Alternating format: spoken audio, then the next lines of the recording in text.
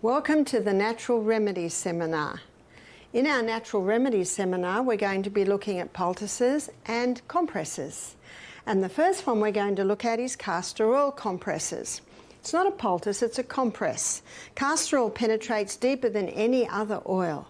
And wherever it penetrates, it can break up lumps, bumps, adhesions. So great for cysts in the breast, for breast cancer, great for irritable bowel, great for constipation. It's very good at breaking up stones in the gallbladder, kidney stones, bone spurs. If the bone spur has been there 3 years, it might take 3 months. If the bone spur's been there 3 months, it might take 3 weeks. Little by little, the body heals, so be patient. So I'm going to make a compress. It's like a little pack. The thicker the pack, the more castor oil it can hold, and the more castor oil can go into you. Now what I've done is I've cut up an incontinence pad. I've cut it up and I've opened it up and I've put a few layers of cloth in there to make it thicker. And what I'm going to do is put masking tape on the edge. So the beauty of this is the plastic isn't really touching you. So the only thing that's touching you is the paper topping, and it's got that cloth insert, and the plastic's on the back. And the plastic is really just to protect your clothes and stop oil going everywhere, which you don't want. So I'm just going to seal those edges. And then I'm going to put the castor oil on. Now the reason why I'm doing this first, so there we have our little pack. Now to secure that, I just staple the edges. I used to stitch it with a little cotton and thread, and my staff came up with this great idea of stapling it, and it takes about a 1/16 of the time, and it holds it quite nicely. And I'm doing it now because it's going to take a little while to soak in. And what I do is I basically do the middle third, because as it soaks in, it'll spread out a little bit further. I can't hold that up now, but probably in about 15 minutes I will be able to hold it up. You see, it's such a thick oil, it just sits on top. So you've got to give it time to soak through. I haven't covered it because then there's no leeway for the excess oil to go. And also when it goes on your hot body, the oil will thin and spread out a little bit more. So you want to give a little bit of room for spreading. This compress can be used maybe every day for a month, and then you might make another one, because it's not drawing anything out of you. It's just a vehicle to hold the oil so it can go into you. And this size I've made here, that's a great size for chest, for congested chest. That's a great size for abdomen. And that could be cysts on the ovaries, it could be fibroids in the uterus, it could be constipation, it could be irritable bowel. So that's a nice size for those areas. How long would it take? Well, it depends how big it is, and it depends how long it has been there. Consistency is the key. The second thing I'm going to look at is the humble onion. Now the onion can be used cooked or it can be used raw. To use it cooked, we'll look at cooked first, and this is the first poultice that I ever did. My first daughter, I was 23 when she was born, so I think I was probably about 25 when she got an earache. And I was trained as a nurse. Even though I was a bit of a hippie and starting to grow my own veggies and all that sort of stuff, I didn't know what to do about an earache. And everyone said to me, don't play with the ears, she could go deaf. So it was really out of fear and lack of knowledge, I went to the doctor. He wrote her a script of antibiotics. I gave her the antibiotics, I didn't know what else to do. Within 24 hours, the earache had eased. When she'd finished the antibiotics, the earache came back. I did not know what to do. 6 weeks later, and 4 courses of antibiotics later, the earache comes back. But I still don't know what to do. So when I went to the doctor, I said, will my daughter be on antibiotics for the rest of her life? which I'm beginning to come to this conclusion. He was challenged by my question. So he sent me to an ear, nose and throat specialist who looked in Emma's mouth, then her ears, and he said, she's teething. Give her these drops to keep the eustachian tubes clear. And that was it. So let's fast forward 2 years later. Next child is 18 months and gets an earache. I do not go to the doctor and I don't tell anyone. I have to do something though. So I went to the lady that lives next door. So I was, what, 26 or 27 by now. She's 85. I said, what did your mother do when you were a little girl and you had an earache? She said, Mum would steam up an onion on the stove. So I went home, I steamed the onion up on the stove, and then I cut it in half under her directions, so that what you're looking at is the rings. So you keep the skin on and it keeps everything in place. And I wrapped the onion up in a cloth, a few layers, and the few layers of cloth will help to keep it warm, but also just to shield the direct heat from being too hot. I tested it on my arm and I put it on his ear.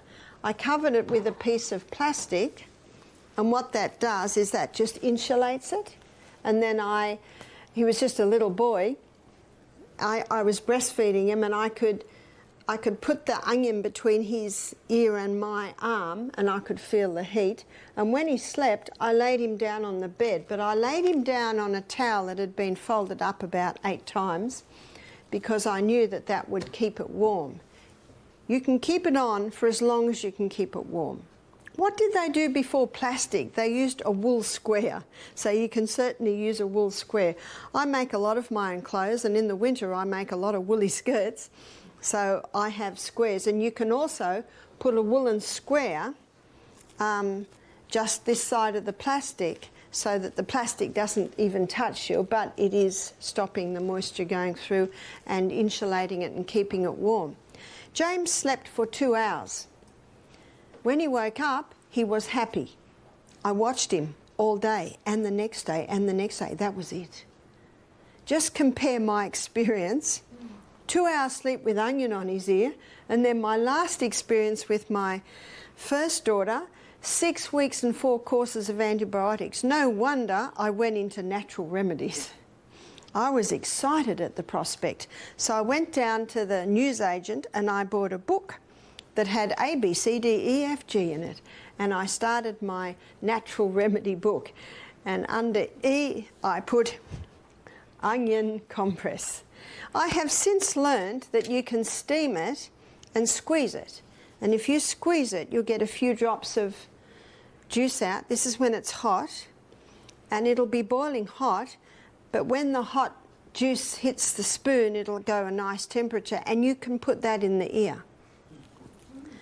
You can even use, you know, one of these little, soak it up and squirt it straight in the ear.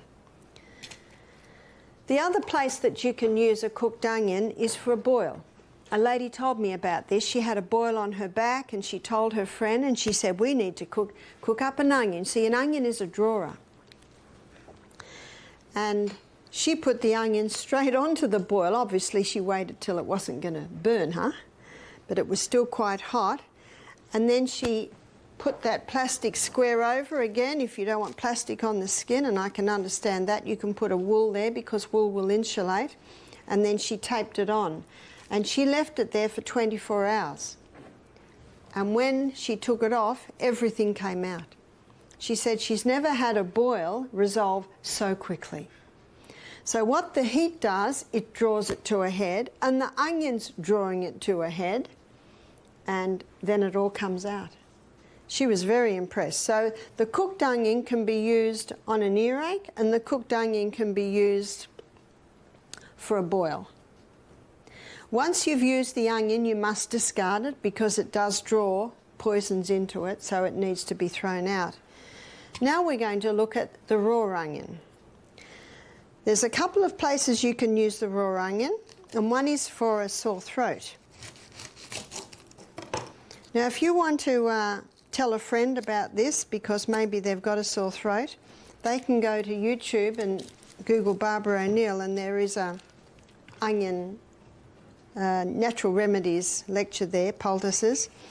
So for the sore throat, you finely slice the onion into a few slices. And what we do is, if the sheets get old, you just tear up the sheets. And then you put this sliced onion on the cloth, and you fold the cloth over, and then fold it back over. And then that will go around the throat like that. And then you can wrap a scarf around it, nice woolly scarf, and you can go to sleep with that. And it'll bring relief to the sore throat. I think we all know that when you cut up an onion, you're likely to cry. Is that right? So that's a clear indication that that onion juice is very good at breaking up mucus on the chest, in the throat, in the head. And what I'm going to do now might surprise you. I'm going to put the onion on the bottom of the feet. So why do we put the onion on the bottom of the feet? We put the onion on the bottom of the feet because the bottom of the feet, or the feet I should say, are a reflex for the chest. And we're going to put the onion on the bottom of the feet for if someone has a bad cough in the night. And I'm going to use a plastic bag. Now at Misty Mountain we buy boxes of starch bags, so they're made out of starch, and that would be the best. Now if you don't have starch bags, you can certainly use a cloth. So you might use a cloth, put the onion like that, and put it in the bag. And then what you do is you put your foot on the onion like that, and then you twist it around and put a sock on. So the bottom of the feet is touching the onion, and then you put a sock on and it holds it in place. Now my grandson, he was 3 at the time, I was visiting my daughter, and he had a bad cough, and she gave him a hot bath, which always eases the cough, and put him to bed, and he was coughing and coughing and coughing and coughing. And we thought he'll be asleep in a minute, but he kept coughing and coughing. So after half an hour I said to Em, let's do the onion. So we got him up, we chopped up an onion and put half the onion chopped up on one foot and half on the other foot, and put him to bed. Not one more cough. It's almost unbelievable. You almost have to do it to believe how incredible it is. Not one more cough for the whole night with the onion on the bottom of his feet. So that's great for a night cough. Now I'm going to show you how to make an onion cough mixture. And the onion cough mixture is a very simple thing to do. You chop up the onion and then you layer it in a jar with honey. So we're going to chop it up small. Of course, the smaller the better, because the larger surface area you'll have.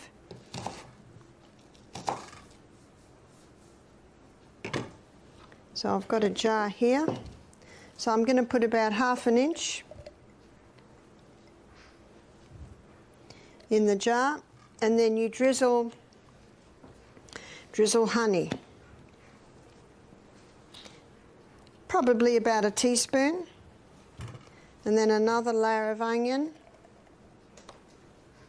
again ½ an inch, and then another drizzle. Oops, that was a bit heavy-handed, doesn't matter. Then another layer of onion and another drizzle of honey and a final layer of onion. So if you had a house full of people that had a bad cold or a bad cough, you might chop up another onion and fill your jar. And then we finish with more onion. I'm doing this early in our demonstration because by the end of the night, the syrup will have formed. You see, if I put the jar on the side, all you see is that thick, gooey honey and onion. By the end of our demo, you will see a clear, runny fluid forming, and that's the cough syrup. After 24 hours, you strain the onion out and you're left with your cough syrup, and you keep it in the fridge. How long can you keep it for? Well, a German lady told me that she'd had hers in the fridge for 8 years.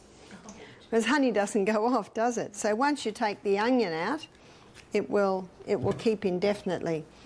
So for a little child, maybe under one, you might do 1/4 teaspoon. For a 2-year-old, you might do 1/2 teaspoon, say 3 times a day. For a child from about 10 above, you might do a teaspoon 3 times a day. So if a child's got a cold or a cough or a bronchitis, any respiratory asthma, so you give them the teaspoon 3 times a day and put them to bed with the onion on the bottom of their feet, and everyone will sleep soundly that night. So that's the raw onion.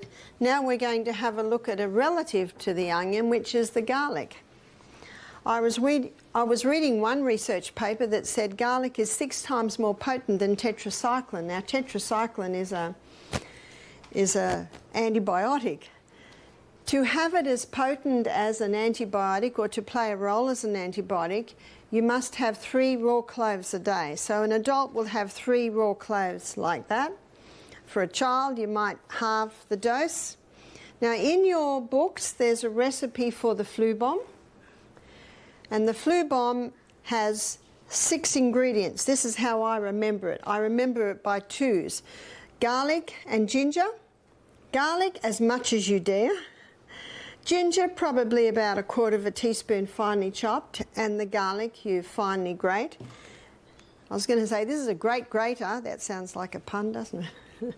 But I love graters like this. And when I'm cooking, I just grate straight into my pot. And I'm going to use it in a minute. And you can even travel with that little grater. So you see it's quite fine. So you'd finely grate the ginger and the garlic into a cup. So there's your first 2 ingredients. The next 2 ingredients are 1 drop of eucalyptus oil. If you haven't got eucalyptus oil, you could use tea tree oil. One lady said, but Barbara, it says on the bottle you must not consume it. And I said, well, I'm not asking you to drink half a bottle. We've got some common sense, haven't we? No, it's not very common today, I realise that. So 1 drop, it's an age-old remedy. People have been using it for centuries. Well, Australia's the land of the eucalypt. And one 80-year-old lady told me this 40 years ago. She said when one child had a cold in their house, the mother would put a few grains of sugar on a teaspoon and a drop of eucalyptus oil, and they all had to have a dose. And, you know, it's been used for centuries. The reason why they say you must not take it is 40 years ago, a little boy in Tasmania, you've heard of Tasmania, that little island at the bottom of Australia, he drank a few mouthfuls of eucalyptus oil and went into a coma. So they banned it. Now, there was such an uproar about it that they legalised it again. But if you buy eucalyptus oil in Australia, it's got poison on the bottle. Do not take, and it's because of that.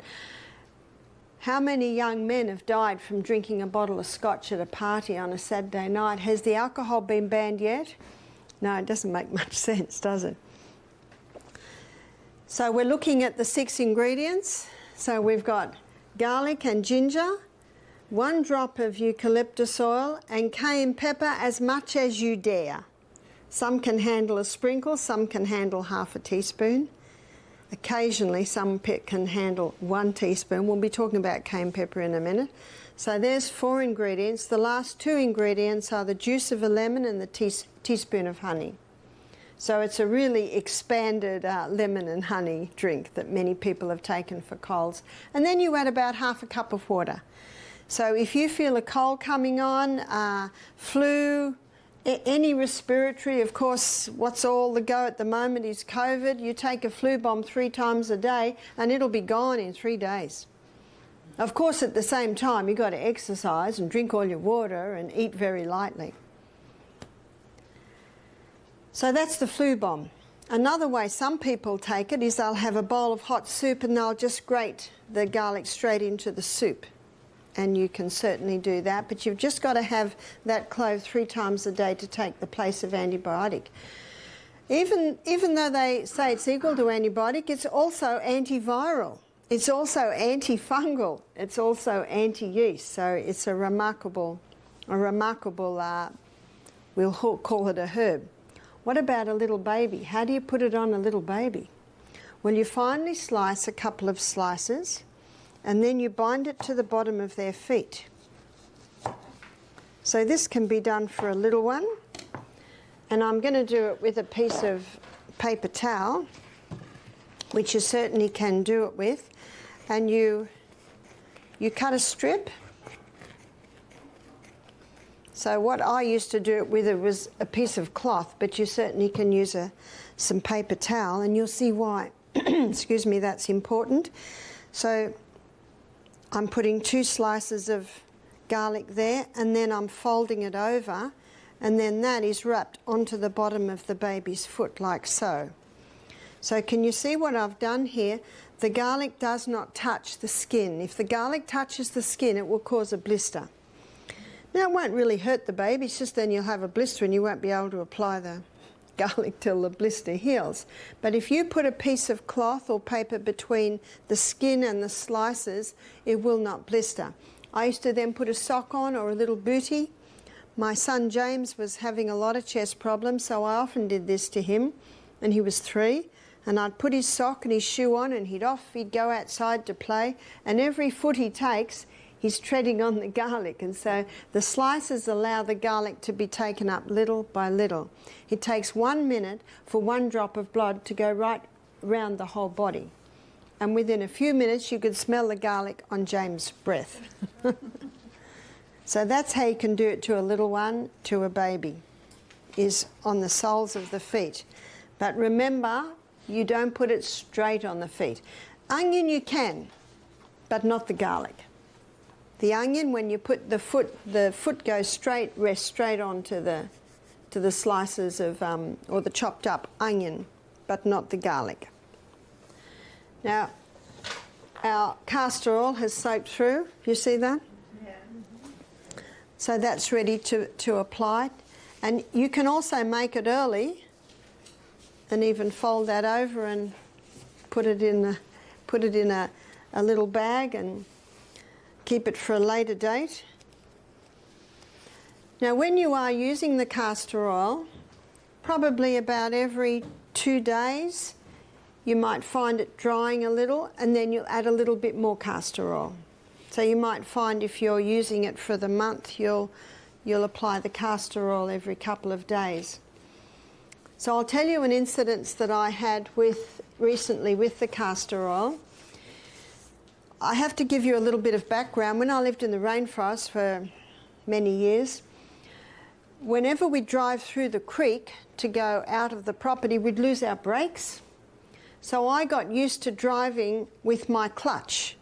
So I'd slow down using my clutch. Meanwhile, I'd be pumping my brakes because sometimes it would take half an hour before I had proper brakes again. I just got used to driving like that. So let's fast forward to, where are we, 25 years later, and we mostly have automatic cars, but my husband recently bought a car that was gears. And when I started driving it, you know the pathways we have in our brain, we're going to look at this on Saturday morning, I just flipped back into my old way of round the corner, I'd use gears. And when I was slowing down, I'd use my gears. So my left leg is getting a lot of use, especially because this was a 4-wheel drive. It was sort of and I'm just a little lady, so it took a lot of strength. After 2 weeks, my leg began to hurt from my knee down, and I thought, well, I've just overdone it. And I've just overdone it, and my leg is not used to it. So I went over to the automatic car again. A month later, my leg is still sore.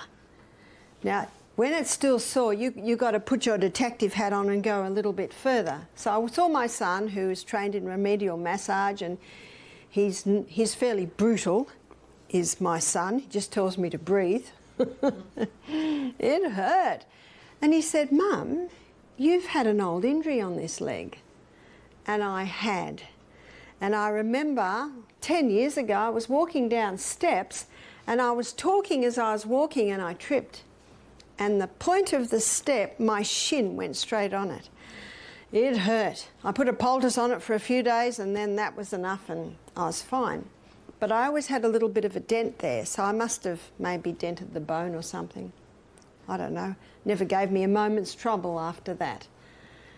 And he picked up that an old injury, can you see we've got a few threads coming together? An old injury, overdoing the leg, and now I'm in pain.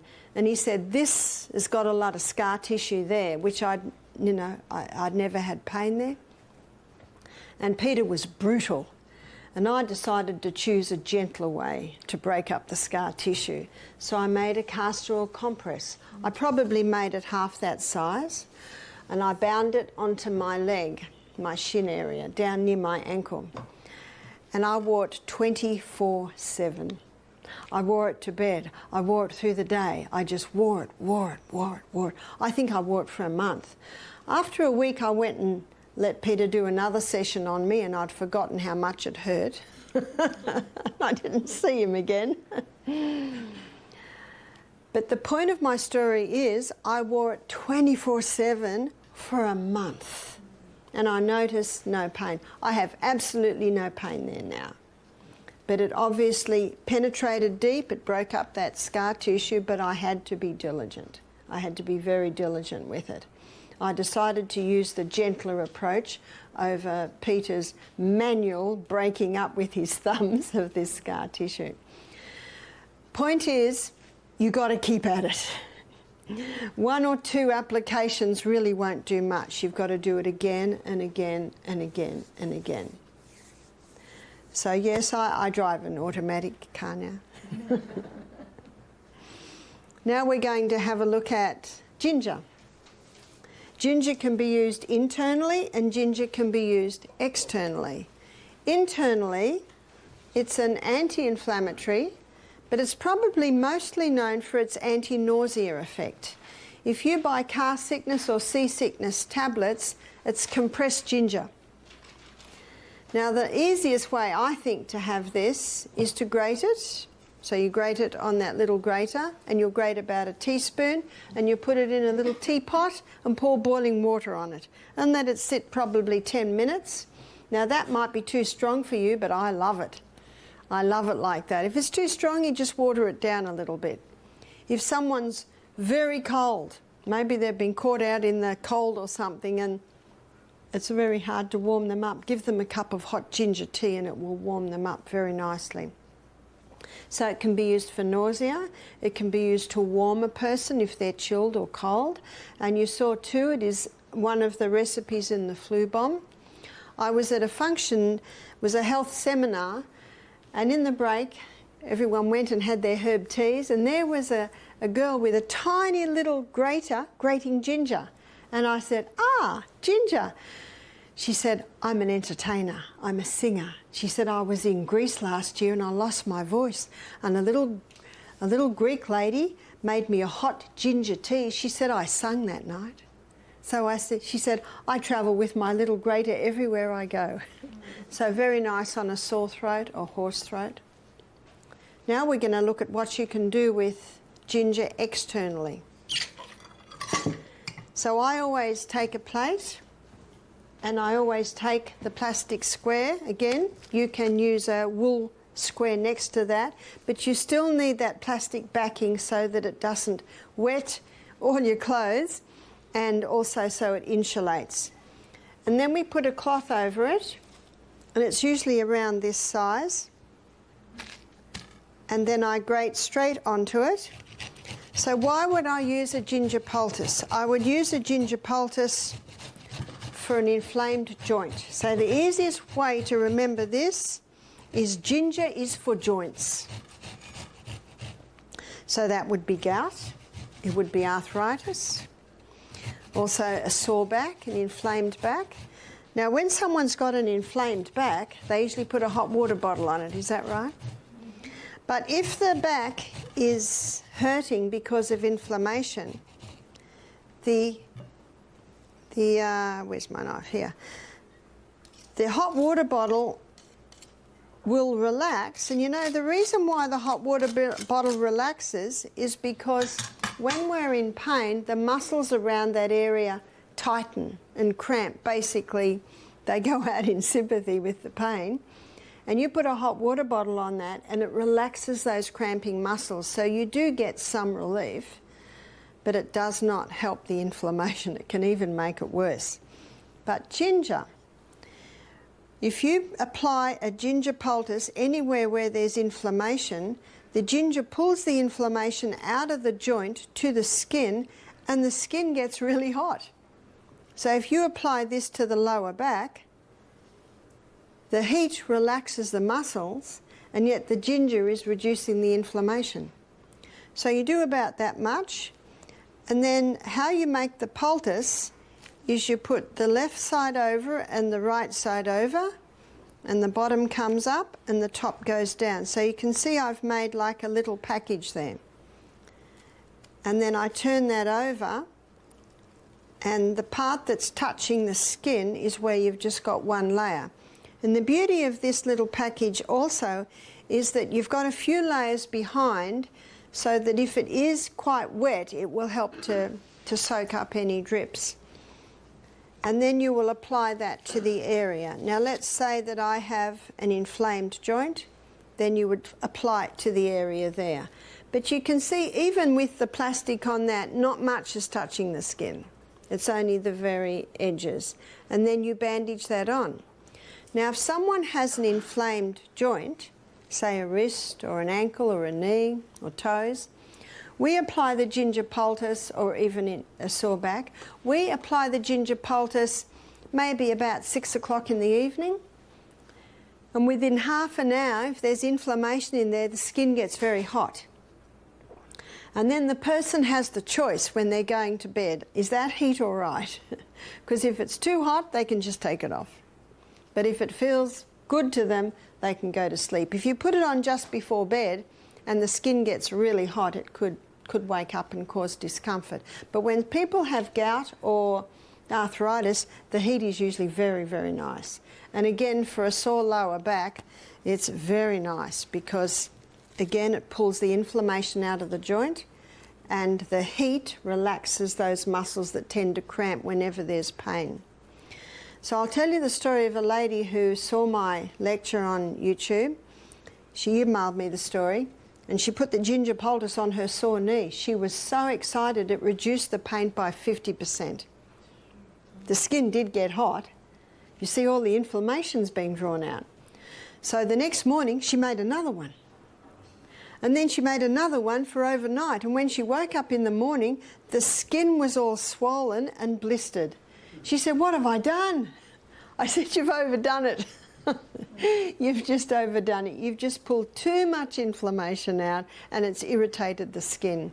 So if you do have an inflamed joint anywhere, just do it maybe for 4 hours in the afternoon or even overnight, but just don't do it non-stop because, again, you can inflame the skin. Not a problem, because you just have to leave the skin, maybe put a castor oil compress on that knee until it settles right down.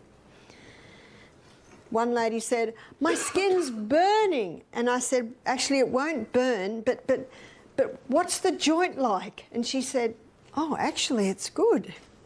We had one lady and she said, "I've got this swollen finger. The joint was swollen twice the size." She said, "This has been paining me for 2 years." So we made a tiny little ginger poultice, put it over, put a little bit of plastic over it to insulate, and then taped it on. And this is called a paper tape. This is a really soft tape on the skin. In the morning, she was so excited. The joint had gone right down and she could move her finger. That was just one night. Sometimes it takes more than one night.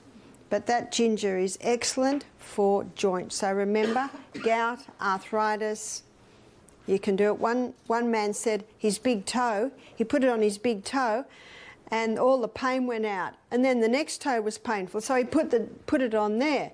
Then the next night, it was okay and had gone to the next one. He said it was jumping toes. I said, "Did it go to the next foot?" He said, "No." So again, you're just listening to the body. Now, this poultice, once it's used, because it's vegetable matter, has to be discarded, but you could make it in the afternoon and fold it over like that and use it that night. Now we're going to make a potato poultice. Now, I just told you that the ginger is for joint, where the potato is for tissue. The potato is very, very gentle. Potato can be used on sore eyes, conjunctivitis. So again, we're going to put our plastic down and put our square down and use potato. So potato is used for tissue inflammation. So swollen eyes, sore eyes, red eyes. It can be used for ingrown toenails. It can be used for a splinter that you couldn't get out. So tissue inflammation. Sprained ankle, very good on sprained ankle. So the lady that had the swollen knee because she did too many ginger poultices, I said to her, put a potato on. Potato is very cooling, so it's great for all tissue inflammation. The potato is also a drawer. So again, you spread that out. My girlfriend rang me one day, when this is years ago, when she had babies and so did I, and I could hear her little boy just crying and crying. I said, what's the matter with Louis? She said, I don't know what's happened, but his little penis is twice the size. He was 10 months old. What are you going to do? And if you go to hospital, what are they going to do? I said, quickly make up a potato poultice. Any tissue swelling, the potato poultice. So she made up a poultice, maybe about that size. See, it's very cooling. And she laid it on the area. She put his nappy, you call it a diaper. And the little fella, within 5 minutes, it must have really soothed it, he fell asleep. You see, that just soothes any tissue that's swollen. She said he slept for 2 hours. What does that tell you? He's not in pain anymore. She said when he woke up, he was happy. She quickly changed his nappy or diaper and everything was back to normal. Now, sometimes you don't know what it is. Just, if in doubt, just use that grated potato. So what would it have been? Well, her little boy was crawling round the floor of their hippie home. You don't know whether he got a little bit of dirt in there or whether there was a bite. Sometimes you don't know, and you're not going to play around with that area. So can you see, with the ginger, you would never put the ginger on tender areas, but the potato is very soothing and cooling. You would do that. I'll tell you the most remarkable story I've had with the potato. When I lived in the rainforest, there was a guy who lived on our property at the end of our paddock, you call it a field, in a caravan. He was a real hippie, and he was sickling the grass. You know what a sickle is? With bare feet. So what's going to happen next? The sickle went into the back of his ankle. Now, I heard about it, but I didn't see him for a few days. And one of the guys said, have you seen Chris? His foot's up like a red balloon, and there's a red line going up his leg. And he's lying in bed smoking marijuana, waiting for nature to heal. The body will heal if you give it the right conditions. And one of the problems with the marijuana, it was dulling the pain, but the pain was telling him to do something. So I said, we'll bring him up. So they brought him up, and the first thing I do, and Vanessa will show you this tomorrow night, I got 2 buckets of water, one hot, one ice cold. And I put his foot straight into the hot water. Now I had his foot in my hand, and I was just watching his face. If it was too hot, I'd put a bit of cold in, because that first one can be, hard to take. 3 minutes. See, after 3 minutes, the blood slows down. So then you put it into the ice cold and everything moves up again, as Vanessa will explain to you. While it's in the cold, I put a little bit more hot water in the hot.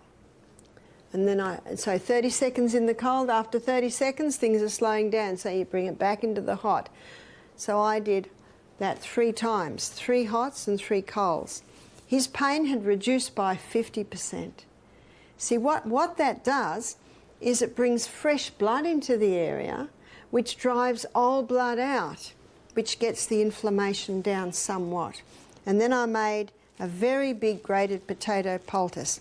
You see, he had a wound that had healed on the outside, and it had not healed on the inside. And tetanus happens in an area of a wound that hasn't healed from the inside and sealed on the outside, and there's an element of horse organism. Well, we had a horse in the paddock, so he was a perfect environment for tetanus. So I put a big grated potato poultice on his foot, and I said, come back in 2 hours. He could limp now. So just that reaction tells me we're getting results. When he came back after 2 hours, I took this off and the wound was oozing, and the red line had gone down about 4 inches. Now, if he was still in pain and the red line hadn't gone down, we would take him straight to hospital. You know, if in doubt. But we're an hour from hospital, so we could see results. And he did not want to go to hospital. So if he didn't want to go to hospital and we could see he was dying, we'd take him. Of course you do. So I did hot and colds again, and I did another grated potato, and I said, come back again at 6 o'clock, another few hours. And every time he came back, the line was going down, down, down, and the foot was going down, down, and the foot was still oozing. See, this draws. And when you took it out, you could see the area where it was drawing. And then he put the grated potato on, we put it on after another hot and cold all night. He came over in the morning, we did another hot and cold, and the red line was gone. And the foot was just about back to normal. Looked like a dried prune, but you don't care about that. You just want that to go down. He said, what'll I do now? And I said, you might be right now. I said, see how it goes, but if it starts to hurt, if it starts to throb, and if that seals, we need to do all that again. So I basically left it with him then. But it healed. You can imagine that could have been a very serious situation. So that was quite remarkable. I've also seen this draw out splinters. You know, sometimes you get a splinter in a finger that's just too painful to get out. If you put the grated potato on, it'll keep that swelling down. It will not get pussy or what they call infected. And usually after a couple of days, you can just get a needle on the tip of it, press it, and it'll usually just come out. I've just seen that happen a few times. So the grated potato can be used in all areas of tissue inflammation. Now we're going to have a look at cayenne pepper. Cayenne pepper, we've got cayenne pepper in this little container here. Cayenne pepper is a remarkable herb. Some people say we shouldn't use it because it's a stimulant. It is not a stimulant like caffeine or alcohol or marijuana is a stimulant. It's a blood stimulant. That means it's good because Leviticus 17:11 states that the life of the flesh is in the blood. So anything that moves blood is going to be helpful. There's a book you can get. It's by Sam Beiser. It's called Curing with Cayenne. And he shows in that book that you put cayenne with any other herb and it'll intensify that other herb's action. It's a blood stimulant. It can be used internally and it can be used externally. And I think in your book it shows how it does 3 main things internally in the blood. It thins the blood, it strengthens the arterial walls, and it opens the capillaries. So let me tell you about an experience I had a few years ago. It was one of our retreats. I got the call, lady'd had a heart attack. I was only 3 minutes away, that's why you have to be fit. I ran down, it was a cooking class with about 16 people, and she was lying on the floor. She was 80. Her husband said she'd already had a few that year, and they always called the ambulance, but they thought, let's see what they do. And I said to my offsider, cayenne pepper, quickly. We got the cayenne pepper. Now, there was a guy holding a pulse, and he said, the pulse is almost gone. She was just white. So I don't know how much I got. You're just in a hurry. So I think I got about half a teaspoon, put it straight in her mouth. She was half conscious, gave her a little bit of water to drink. And the guy holding the pulse yelled out, the pulse is strong. This would have been 2 minutes.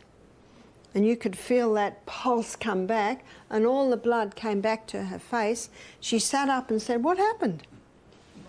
Everyone around was going, "Whoa." And I said, "No, it's not me, it's the cayenne pepper." So we sold out of cayenne pepper that program. What did the cayenne pepper do?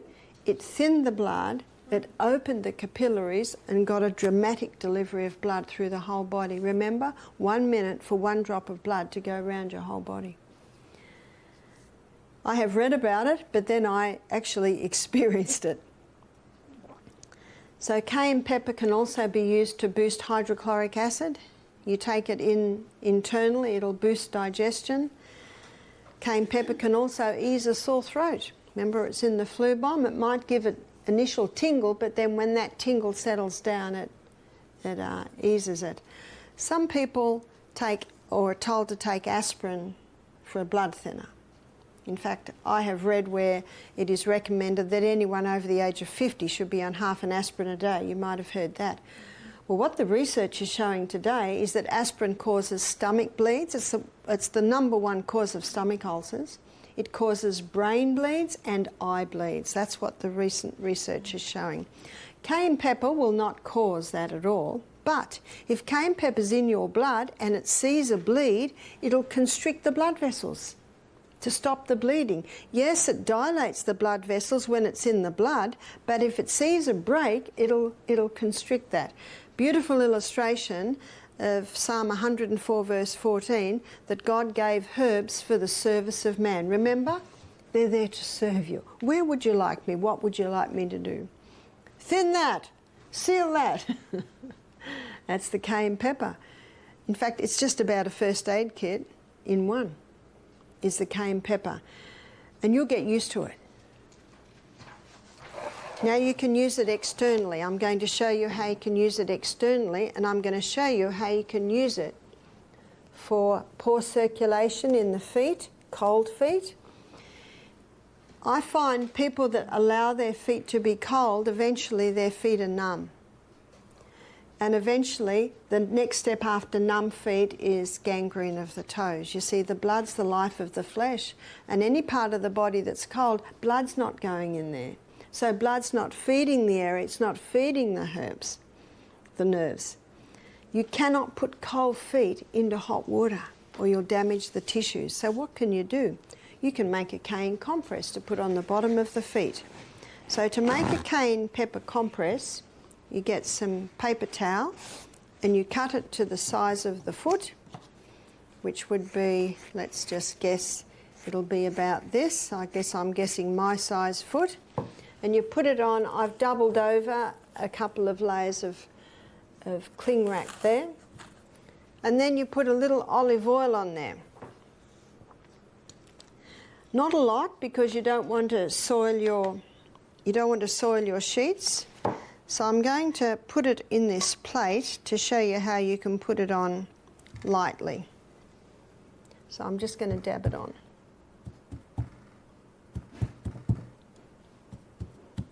The reason why I'm putting olive oil there is in a minute I'm going to sprinkle the cayenne on it, and this causes the cayenne to stick to it. So it's really just there for the cayenne pepper to stick to it. Now that's about the right amount. As I said, any more and it will leak, because this compress is worn overnight. So you can see I've just got a light sprinkling of oil there. And now I'm going to put the cayenne pepper on that. So you put about a half a teaspoon for each foot.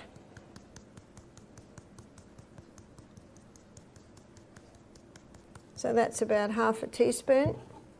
So you can see the way I'm holding it up, the cayenne pepper is now sticking to the paper, and the foot goes straight onto that. And then you put a sock on and leave it on all night. If I put that on my foot, by 4 in the morning, I'm waking up wanting to rip it off because my feet are so hot. But if someone has no feeling in their feet, or if someone regularly has cold feet, often by morning they're feeling a little tingle. So you would probably wear it every second night until your feet get hot. So that's a very easy way to warm up feet, because feet must be warm. So you'd put one on each foot. I've even made it and folded it up and left it at one lady's house that I visited, and she had no feeling in her feet. Peripheral neuropathy, that's a side effect of chemotherapy where people lose that feeling in their feet. They can bring their feet alive again with the cayenne pepper compresses. So you could even make a few and fold them over like that. So I left them with a lady so that she could use them. Let's have a look at our, oh, can you see that? So we're already getting a syrup there. And you'll be able to taste this in a couple of days. Remember, you leave that 24 hours and then you strain it out. Last and certainly not least is cayenne pepper. No, we've done cayenne pepper. It's getting late. It's charcoal. Charcoal does not absorb, it adsorbs. What does adsorb mean? Adsorb means that it binds, and it binds poisons, it particularly binds poisons. It binds the poisons to its millions of little facets. So under a microscope there are all these little facets like this, and it adsorbs poisons by binding them to those facets. It's been known for a long time. NASA filter their water and their air in outer space with charcoal. Many masks have charcoal in them to neutralise the poison. In hospitals they use charcoal to filter the blood for dialysis. And in cases of poisoning, anyone who's worked in casualty knows that they give a dose of charcoal. Because if someone's been poisoned and they take charcoal, the charcoal will adsorb and bind that poison to its facets, and it's basically safe until it gets out of the body. So internally it can be used for any case of poisoning, and it can also be used for diarrhea or vomiting. Many people that go to Asia always travel with charcoal tablets because if they get rid of what's called barley belly or diarrhea, they'll take the charcoal. You can also use charcoal on the outside, and it can be used for bee stings, spider bites, snake bites, wasp bites. It's quite incredible the way once you apply that, the sting comes out almost immediately, or the pain, I should say. Now, it's very messy stuff to work with, so I'm going to show you a mess-free way to make the poultice. And you can make this ahead of time and keep it in the fridge. When you mix charcoal with water, it's like mixing dirt and water. It doesn't mix very well. And so we're going to use psyllium. You can use slippery elm, or you can use ground linseed. So we're going to use a teaspoon of psyllium to 2 teaspoons, or this is probably equal to, this spoon is equal to 2 teaspoons. So what we've just done, 2 teaspoons of psyllium to 4 teaspoons of charcoal. You always put the lid straight back on the charcoal because you don't want to drop it. And you seal it while you mix it. So you want to mix that quite nicely. And what we're going to do is put water in there. And then we're going to let that mix or gel together. And we're going to roll it out so it's thin. And you've got a thin, jellied charcoal poultice.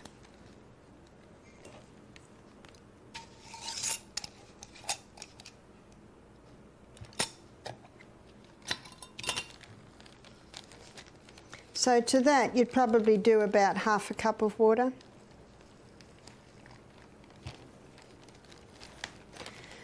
And you Move that around for a while and it'll start to gel. Now the beauty of this is that you'll roll that out, get the air out, and you'll roll it out so it's a strip, a thin strip, and then you put it in the fridge. Or you'd put it in the freezer if you don't think it's going to be used for a while. And then if someone has a bee sting or a spider bite or a snake bite, then you cut a section, cut it round, peel the top off, and it can be slapped straight on. It'll have that plastic topping, and you can bandage that on. So it's very, very easy to do. I think every fridge, every home, every freezer should have some of these, because when you do get a sting, it's very, very painful. This can also be used, I'm just going to get the air out, it can also be used for a conjunctivitis, red eyes, painful eyes. Remember we talked that you could use your potato for that, but you could also use this. It's starting to gel up a little bit now.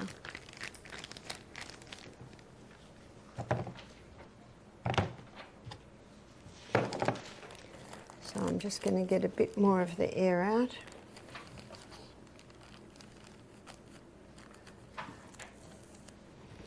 So then you just squeeze that up.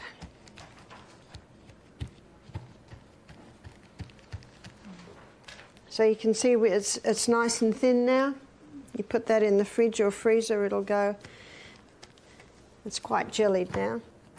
So you can see the psyllium is just to have it jelly. And that's very user-friendly.